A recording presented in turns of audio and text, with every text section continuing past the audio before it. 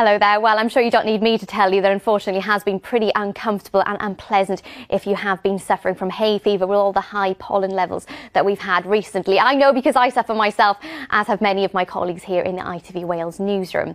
So I thought I'd just have a little bit of a chat about some of the phrases you may have seen being bandied around in newspapers and possibly online. So one of them has been pollen bomb. Now, pollen bomb is basically talking about the really high levels of pollen that we've been experiencing lately with the dry and nice weather. Now, it may seem quite unusual and is really uncomfortable if you do suffer from hay fever, but actually we are where we should be for this time of the year.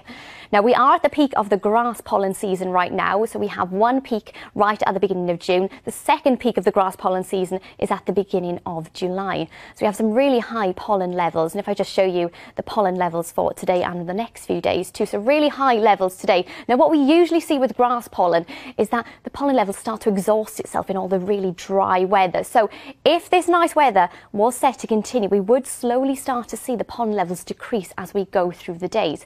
However, overnight tonight and into tomorrow morning, we are going to see the tail end of Storm Hector. That's going to bring with it some really wet and windy weather.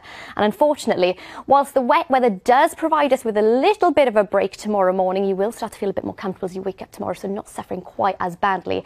However, what that does, it actually replenishes the pollen, so it gives that grass a little bit of a boost. So when the sun starts to come out tomorrow afternoon, the levels will build yet again, so looking at high levels as we go through it into Thursday and Friday. Now, 1 in 5 of us will suffer from hay fever, but it's not just us humans that suffer too. Don't forget about your pets. They can also suffer from hay fever. So just if they have been out and about playing in the grass and they're coming indoors into the house, just make sure to give their paws and give their face a little bit of a wash there, just to look out for them too. And don't forget, you can always keep an eye on the pollen forecast by heading to our website. That's itv.com/Wales.